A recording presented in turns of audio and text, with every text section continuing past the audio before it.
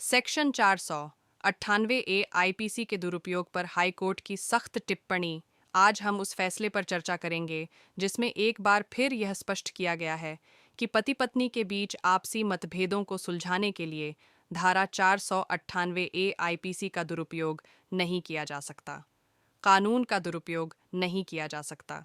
यह फैसला कानून का दुरुपयोग करने वालों के लिए एक सबक है। क्या 498 ए आईपीसी के तहत दर्ज एफआईआर जांच पूरी होने के बाद भी रद्द हो सकती है? जम्मू कश्मीर और लद्दाख हाई कोर्ट ने इस सवाल का बेहद अहम जवाब दिया है। इस मामले में पति और उसकी मां ने सेक्शन 498 ए आईपीसी और डाउरी प्रोहिबिशन एक्ट के तहत दर्ज एफआईआर को चुनौती दी। पत्नी पहले ही section 125 CRPC maintenance domestic violence act के तहत केस दाखिल कर चुकी थी, लेकिन इन पहले मामलों में कहीं भी दहेज मांग का आरोप नहीं था।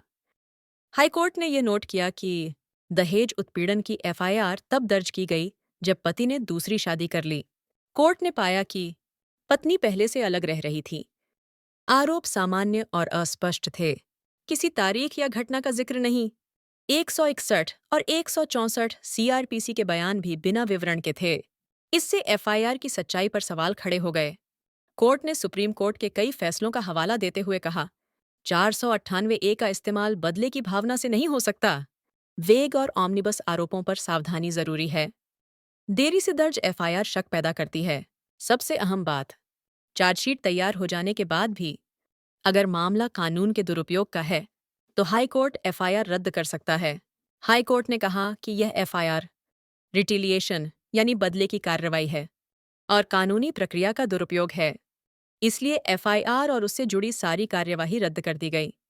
मुख्य सीख, 498 ए आईपीसी महिलाओं की सुरक्षा के लिए है, लेकिन इसे व्यक्तिगत बदले, दबाव बनाने, वैवाहिक विवाद में हथियार के रूप में इस्तेमाल नहीं किया जा सकता। ऐसे ही महत्वपूर्ण कोर्ट फैसलों की आसान भाषा में जानकारी के लिए चैनल को लाइक और सब्सक्राइब करें।